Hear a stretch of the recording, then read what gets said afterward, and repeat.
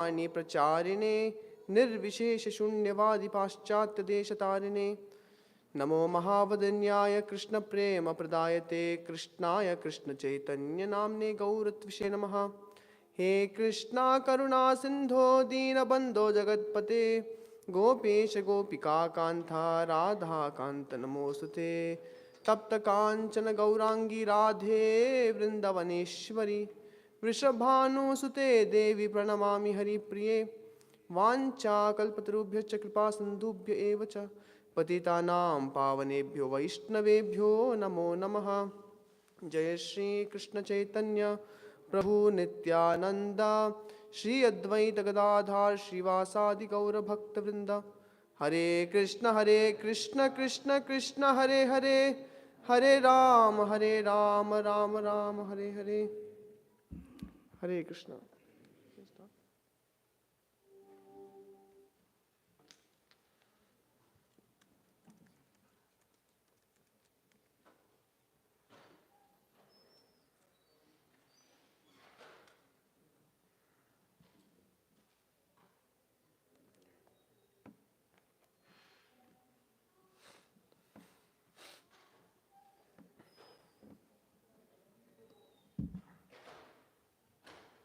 Yeah, so we'll be reading from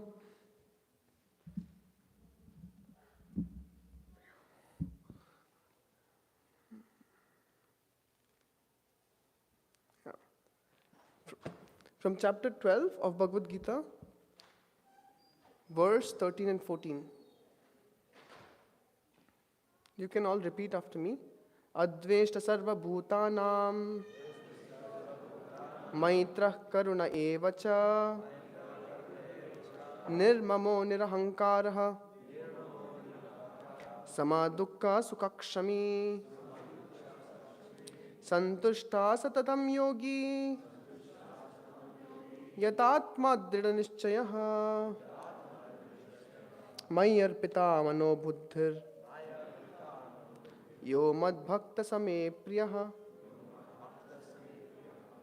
Okay. Translation. One who is not envious but is a kind friend to all living entities, who does not think himself a proprietor and is free from false ego. Let me just show you one more thing.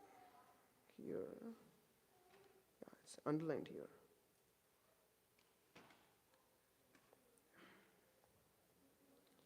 Yeah, so one who is not envious but is a kind friend to all living entities, who does not think himself a proprietor and is free from false ego, who is equal in both happiness and distress, who is tolerant, always satisfied, self-controlled, and engaged in devotional service with determination, his mind and intelligence fixed on me. Such a devotee of mine is very, very dear to me. We'll just go to Sri Prabhupada's purport. Coming again to the point of pure devotional service, the Lord is describing transcendental qualifications of a pure devotee in these two verses. A pure devotee is never disturbed in any circumstances, nor is he envious of anyone. Nor does devotee become his enemy's enemy. He thinks, this person is acting as my enemy due to my own misdeeds, past misdeeds. So it is better to suffer than to protest. In Srimad Bhagavatam 10.14.8, it is stated, Tateno kampa susmikshramano bunjane evatmakritam vipakam. Whenever a devotee is in distress or has fallen into difficulty, he thinks that it is the Lord's mercy upon him. He thinks, thanks to my past misdeeds, I should suffer far, far greater than I am suffering now. So it is by mercy of the Supreme Lord that I am not getting all the punishment I am due. I am just getting a little by the mercy of the Supreme Personality of Godhead.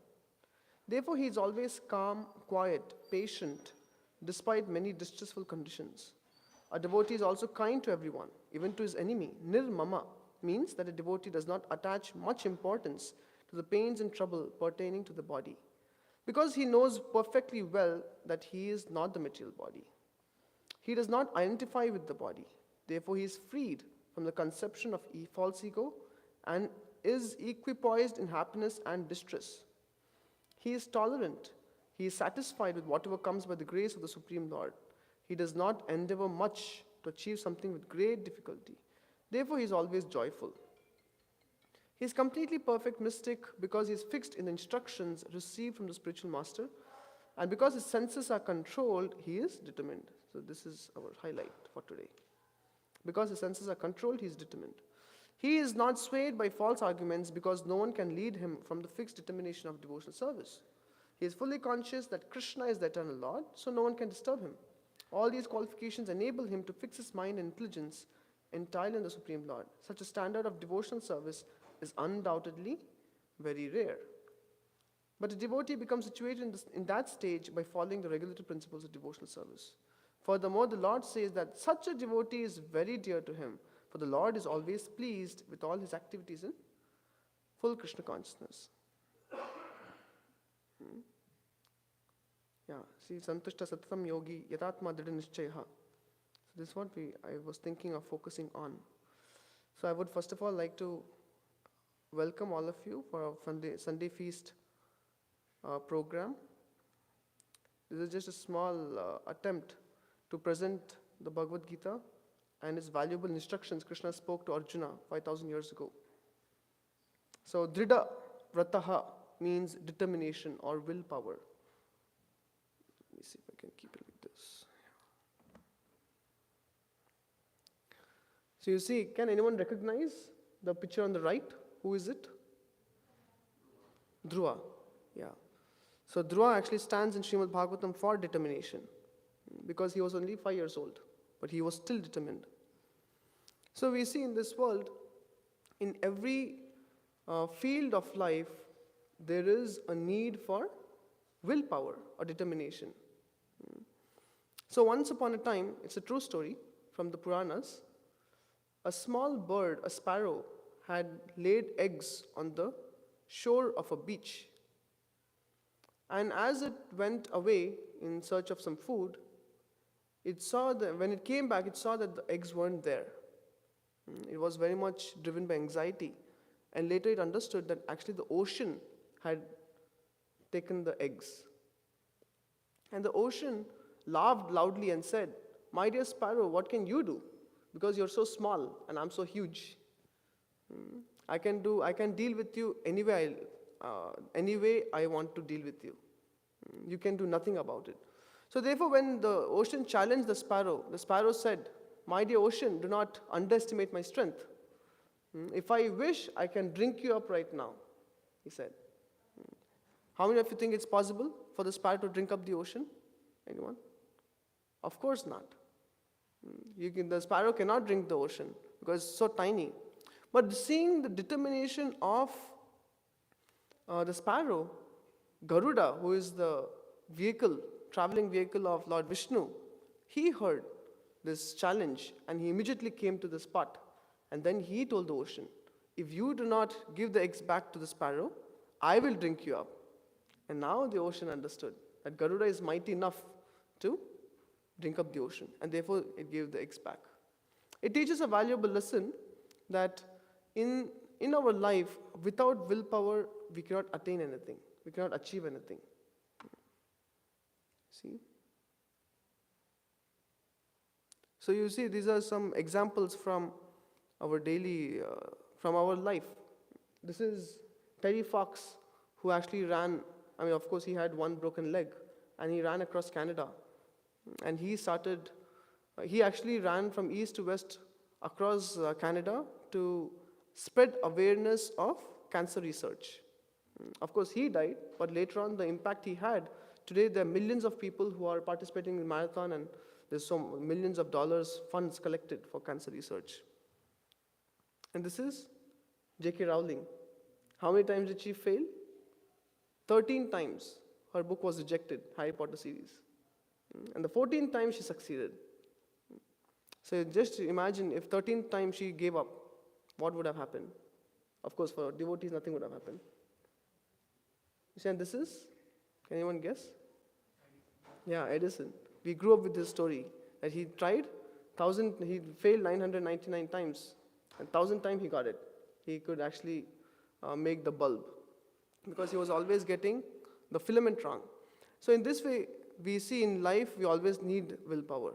And of course, this is Srila Prabhupada, who actually went across from India to the US to come here at the age of 69, 70, very old. At the age of 69, 70, we are all thinking of retiring. But Srila Prabhupada came to the West to spread Krishna consciousness. And on the Jaladuta, the ship which he was traveling in, it was not a cozy journey. He faced 2 heart attacks. And when he reached America, he hardly had any money. So he sacrificed a lot just to give us Krishna consciousness. So that requires determination. That requires willpower. See, this is a river. So the material life in this world, the life in this world is actually can be compared to a downstream river. So we all want to develop qualities like devotion to God. We want to develop qualities like compassion, tolerance, humility. We want to be merciful, friendly to all the living entities. Just the Bhagavad Gita verse which we refer to. Santushta satatam yogi yatatma dridha nishchayaha. That means he's peaceful in the mind. He is friendly to all living entities. He is selfless in his character. But this is not easy to develop in this world. Why? Because this world is always like a downstream river. If we do not endeavor, we are automatically going downstream. That means we can fall back to our past habits, our wrongdoings, our lower natures. And what are they? Yeah, like modes of passion and ignorance, like lust, anger, and greed. So therefore, Arjuna asks Krishna in the Bhagavad Gita, why is it that sometimes we are forced to do something even though we do not want to do it? And Krishna replies saying, Kama esha krodesha rajo guna samudbhavaha mahashano mahapapma vidyenam iha vairinam. That means Krishna is telling Arjuna that it is because of lust only, Arjuna, that even if from the point of intelligence you do not want to do something, but there is no willpower. So therefore one is forced, just like a moth is burnt in fire. Not that it wants to die, but it is forced by the power of senses, by the power of lust, to enter into fire and burn. Similarly, a person who knows what is right, what is wrong, if he doesn't have the willpower, then one is going to be helplessly dragged towards the sense object. So therefore, what is determination? It has 2 parts to it. First, we need to understand what is right from what is wrong. That's called as discrimination. So we all know we are the soul, not this body, but the soul is covered by a subtle body. Subtle body has 3 parts. Anyone knows what the 3 parts are of the subtle body? Yeah, mind, intelligence, and false ego. Yes. So mind is the one, is like a small child. Wherever it goes, it says, Papa, I want this thing, I want that toy, I want this thing, I want to go here, I want to go there. But the intelligence is like the parent, who is also always going to hold the hand of the child and actually going to not let the child get into danger. That's the intelligence. So therefore, intelligence means it has to have discrimination. What is right and what is wrong. But is that sufficient? No, it's not sufficient. So therefore, determination means discrimination plus the ability to do the right. The capacity to do the right. Both come together to form determination. So therefore, one student here actually approached Srila Prabhupada and he said, Srila Prabhupada, actually God, if you see around in nature, God has actually made tobacco in nature. What does that mean? That means he wants us to smoke. That's what he has made. Why would God make something which has no use? So since tobacco exists in nature, therefore he wants me to smoke. Srila Prabhupada asked, do you know that God has also made a herb called as Datura? So Datura herb is actually poison. And the student said, I don't know. And Prabhupada said, why don't you take it? He said, of course, if I take it, I will die.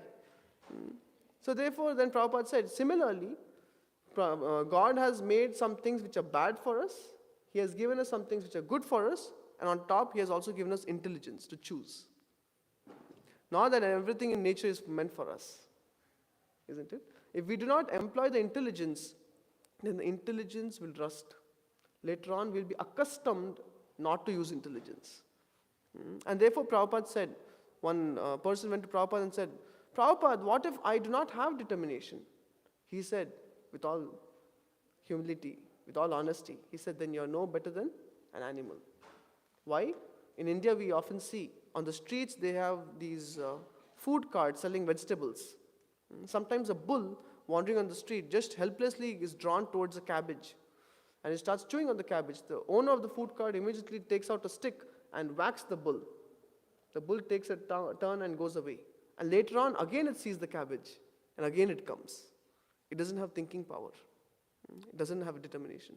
So therefore, determination is the distinguishing factor which actually separates humans from animals. The determination to know what is right and to do it.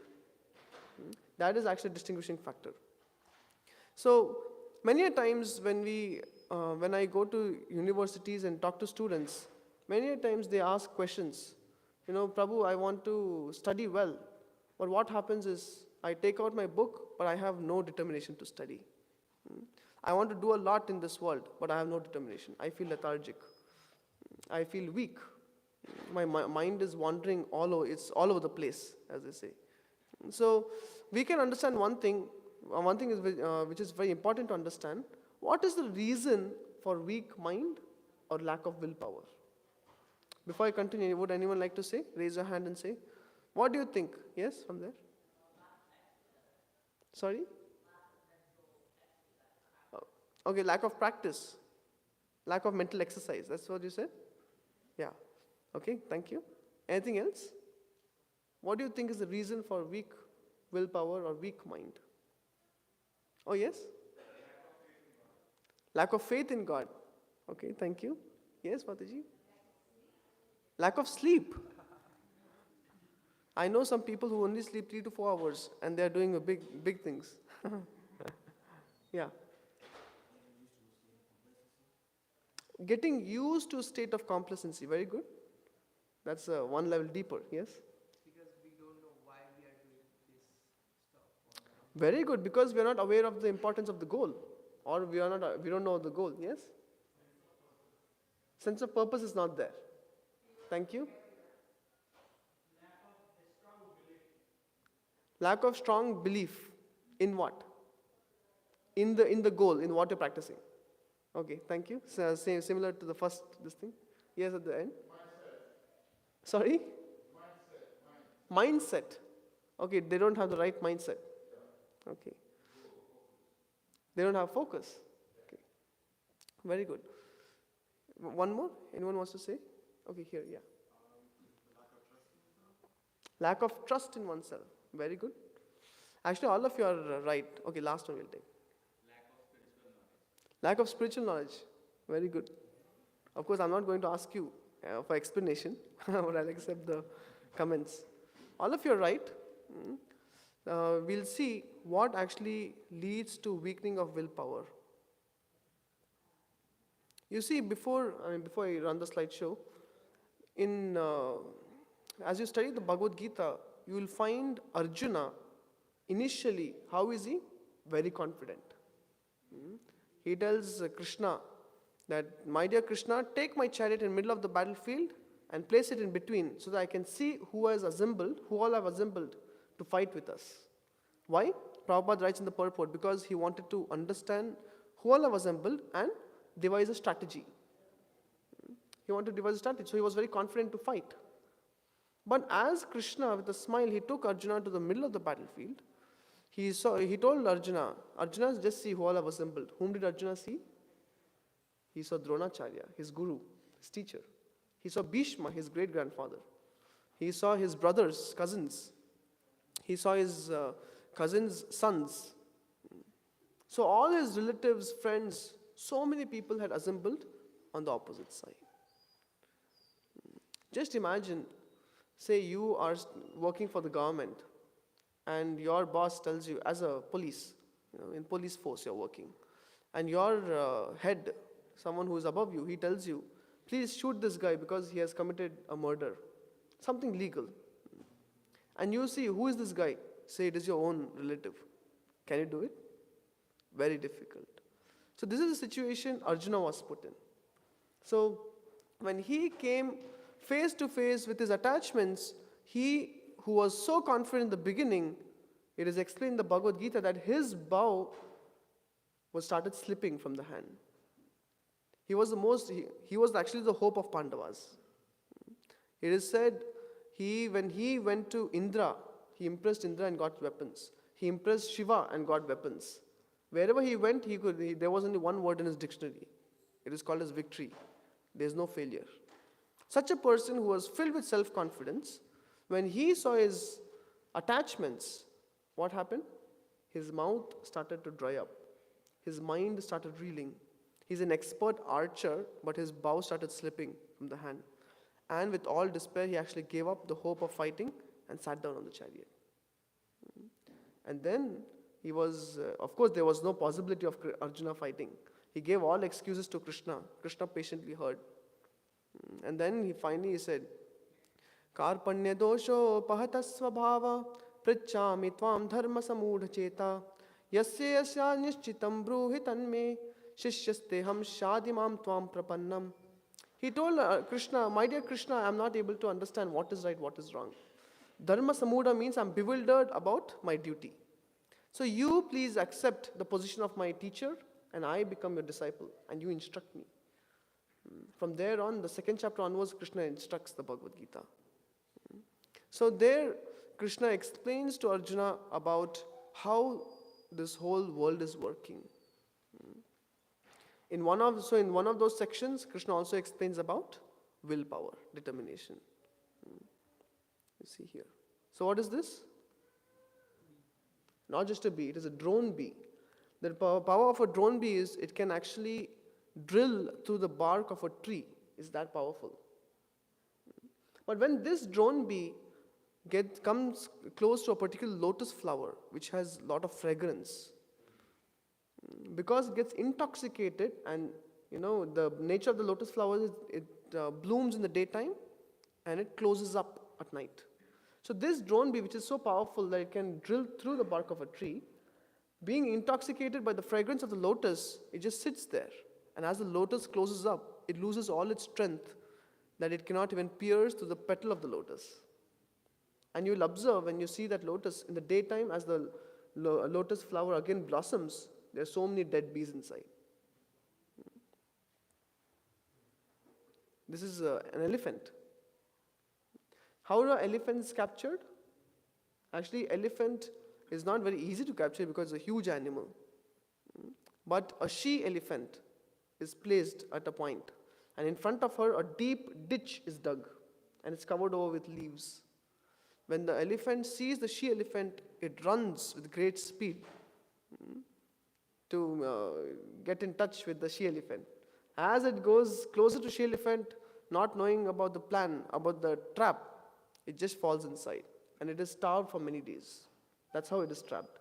And later on they pick it up and put it in the cage. And later on, that elephant, which was free to wander in the jungles as the king of the jungle, later on it is made to stand on a small ball in the circus. It loses freedom. Similarly, you see here, this is a moth. You've seen this in India also, it's very famous. Sometimes moth, because it sees the flame and gets so attracted to the flame, the eyesight, that it rushes to the flame and just gets burnt in the flame. What is this? Fish. And how does it get trapped? By the force of the tongue. It catches the bait and the person captures the fish. And this is the deer. How is deer captured? Anyone knows? Yeah? By the ear, yes. When a hunter comes and plays beautiful music, then the deer gets confused. Where is this beautiful music coming from? And just gets stationed at one place. Then he hunts the deer. So you will see in all these 5 examples, the bee got trapped because of which sense? Smell, nose, sense organ. Good. And elephant got trapped because of? Sorry? She-elephant, but which sense? Not sight. There's one more sense. The five senses, jnana indriya, five senses through which you gain knowledge. One of them through smell. Sometimes when pakoras being cooked, you know pakoras are being cooked. It's not by seeing. Sense of touch. Yeah, that means the skin. That's a sense organ. So sense of touch, actually the elephant falls due to sense of touch. Then we had moth. Moth is because of sight, eyes. And then we had,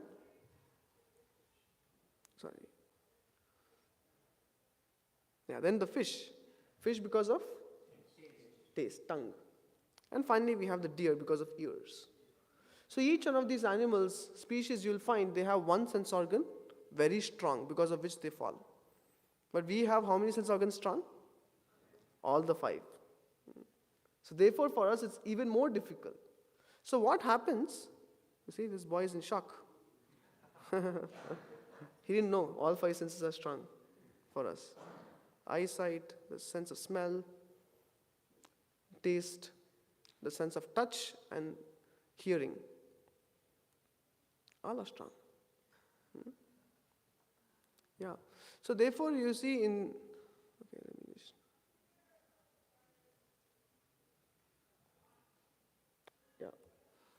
So therefore for us, before I go ahead, one thing it's important to discuss, how does our willpower weaken? It's just like when there is fire, you bring butter, what will happen?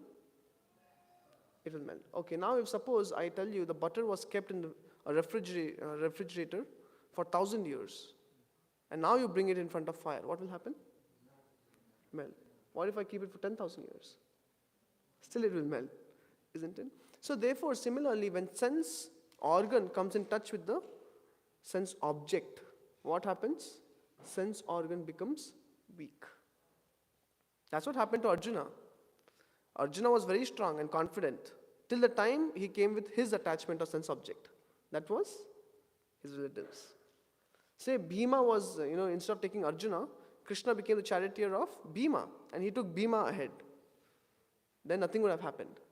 Of course, Bhagavad Gita also wouldn't have come out because Bhima was happy to kill all of them, isn't it? He was very fierce, whereas Arjuna had attachment to relatives. So therefore, you see, when the sense comes in touch with sense object, the willpower is weakened.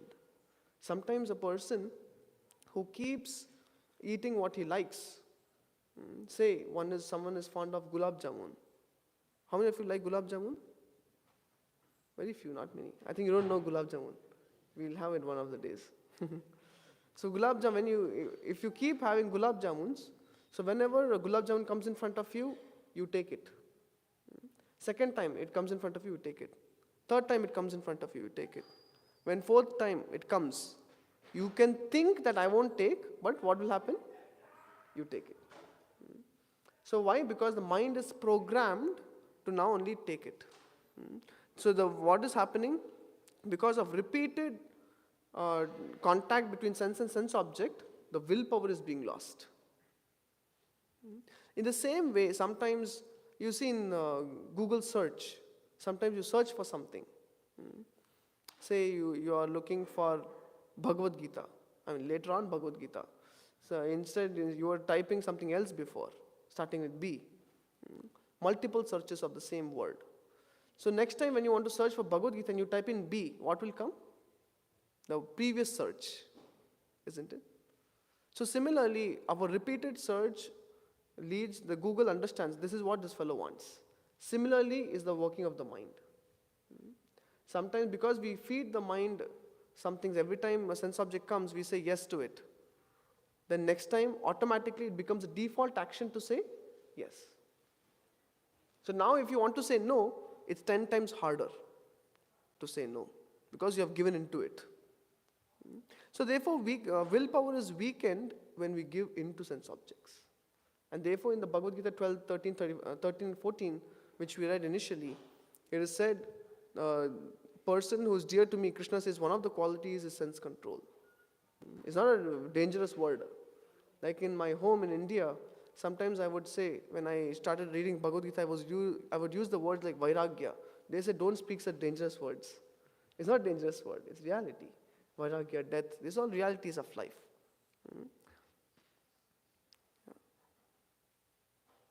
See, this is a prayer by the demigods in heaven. You all are thinking they're enjoying over there, but they are praying like this. Kim dushkare nakratabistapovratai danadibirva dvijane falguna nayatta narayana pada pankaja smriti pramushta atishaya indriya utsavat. Yeah, can someone read loudly? The demigods continue.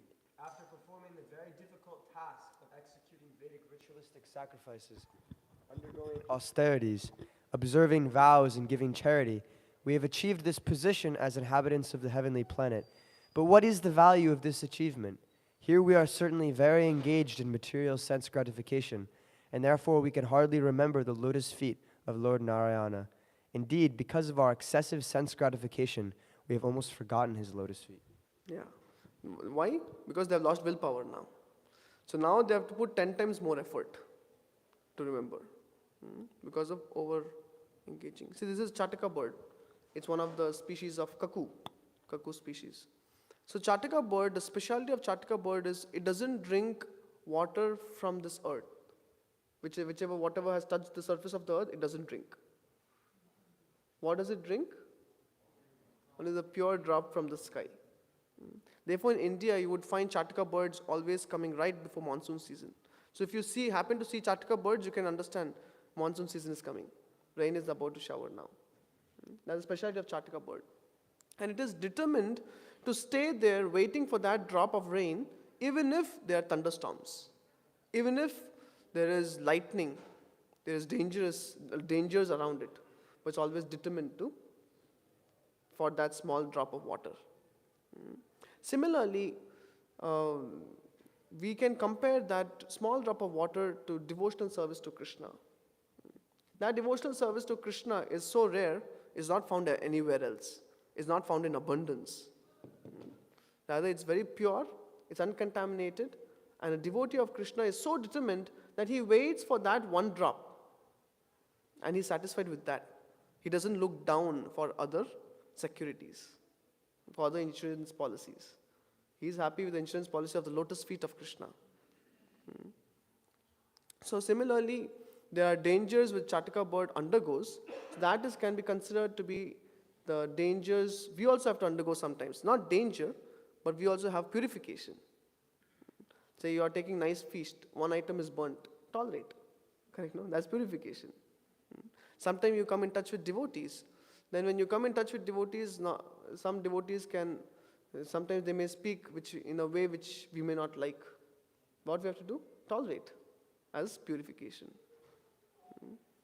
Similarly, sometimes when we are chanting Hare Krishna, it is very difficult to control the mind. Arjuna also said. Now when chanting Hare Krishna is becoming very difficult, but still go on chanting Hare Krishna. And the difficulty is seen as purification. Sometimes good, as Krishna says, one should rise early in the morning. Sometimes we want to rise early, but it is very difficult. So therefore, sometimes people snooze the alarm 10 times and get up at the same time what they wanted to get up. The same time when they usually get up, isn't it? But if you get up early, the pain one has taken to get up early, it is purification. So similarly in our life, if we take up difficulties as purification, go on looking for that one pure drop, then we can actually be determined in life. Because the goal is clear for Chataka bird. What is the goal? That one drop. So similarly, if our goal is clear, we can also wait, be determined while waiting. Whatever difficulties come, treat it as purification, and then keep going on. See, in the Srimad Bhagavatam it is written. Can someone read in the mic the translation? I shall cross over the insurmountable ocean of nescience by being firmly fixed in the service of the lotus feet of Krishna. This was approved by the previous acharyas who were fixed in firm devotion to the Lord, Paratma, the Supreme Personality of Godhead. Paramatma. Yeah. So therefore the devotee is like this. It's called a Sannya Mantra for us. This is the Sannya Shlok. That means people who want to derive great determination, they usually recite this verse. This gives an indication of the mindset of a devotee. That he is ready to undertake any level of obstacles to attain his goal. But one more thing which is important to be mentioned here is, see, one thing is in our life we can observe that if we get something of a higher nature, higher taste, you can easily give up lower taste. Like once in India, I saw a beggar begging in the street. Someone gave him a 3-day-old chapati, roti, a flatbread. So he had no other option, he took it. But later on, I saw another person came and he gave him like a huge thali, a huge plate of various dishes to this beggar. And this beggar's eyes just grew in size. And as he was looking at the plate, and what did he do with the old stale flatbread? He just threw it aside. Because he got something better. Similarly, sometimes people are doing some students, they are doing a particular degree, but they get better opportunity in a better university. What do? They quit and they go to that university. Similarly, job offers. You have a particular job you're working in, but you get a better job, better salary, better everything. So what do? Quit the other job and go for the better job. That means Krishna actually says, Vishaya vinivartante niraharasya dehinaha rasam varja rasopyasya param dishtva nivartate. When there is higher taste in something, it's easy to give up lower taste. So how can we actually not indulge in things that are detrimental for our progress? Like for a student, what is detrimental for him? Just before exam, if he starts watching movies, he's not going to score well, isn't it? Similarly, for everyone, for the person who is working a job, he has to have control over his senses. He cannot go drinking just before the next day job, isn't it? So similarly, there are many restrictions. And for us, Srila Prabhupada has mentioned 4 regulatory principles. No meat eating, no illicit sex, no gambling, no intoxication.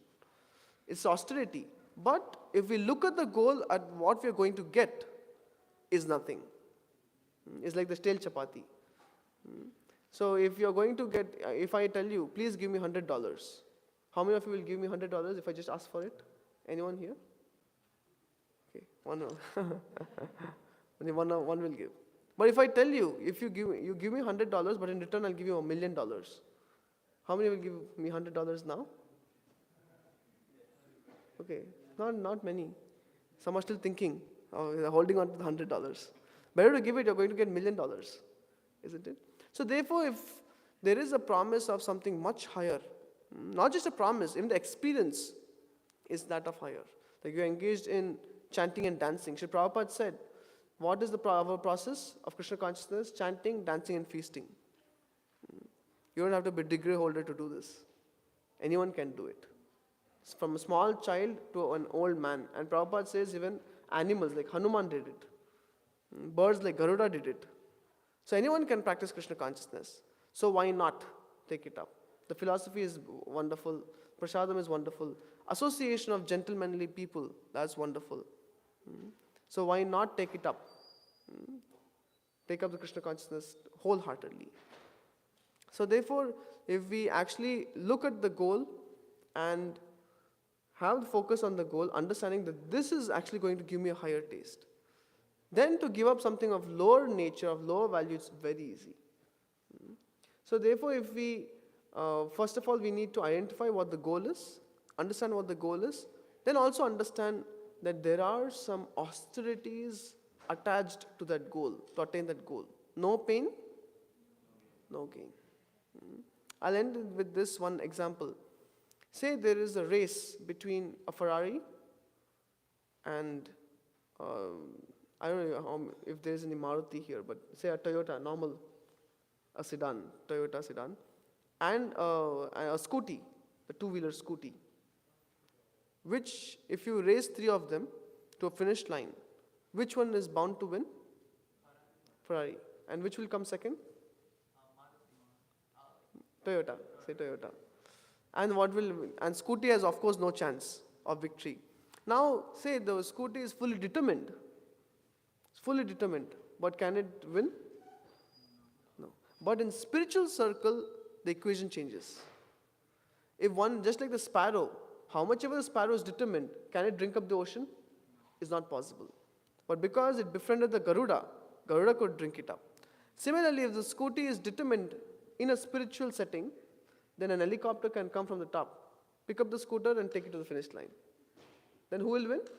Scooty will win. So therefore, being determined in spiritual life is not like being determined in material life.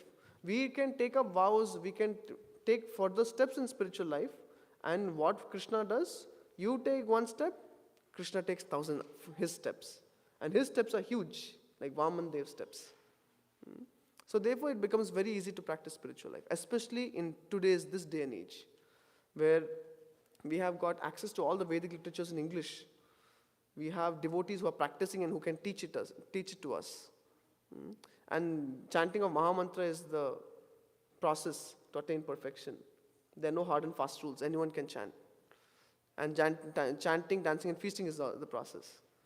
It's not at all difficult. So easy. Anyone can do it. So therefore, we have no reason not to practice it. Therefore, if we are determined in this way, then we'll be joyful like this Prabhu here. We'll be jumping in joy. So with this, I will end. Thank you. Hare Krishna.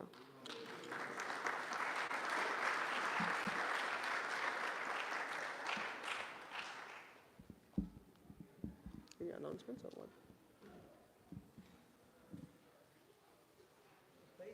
His Grace Arjunānanda Prabhu ki. So, to anyone who's new here, welcome. To everyone who's been coming here before, thank you so much. We'll be having a feast now, coming right down the stairs, right out this hallway to your left. So we'd love for everyone to honor some transcendental prasadam. And if anyone is interested in taking some Bhagavad Gita, Srimad Bhagavatam, Chaitanya Charitamrita, please contact one of the devotees here in the temple. Hare Krishna.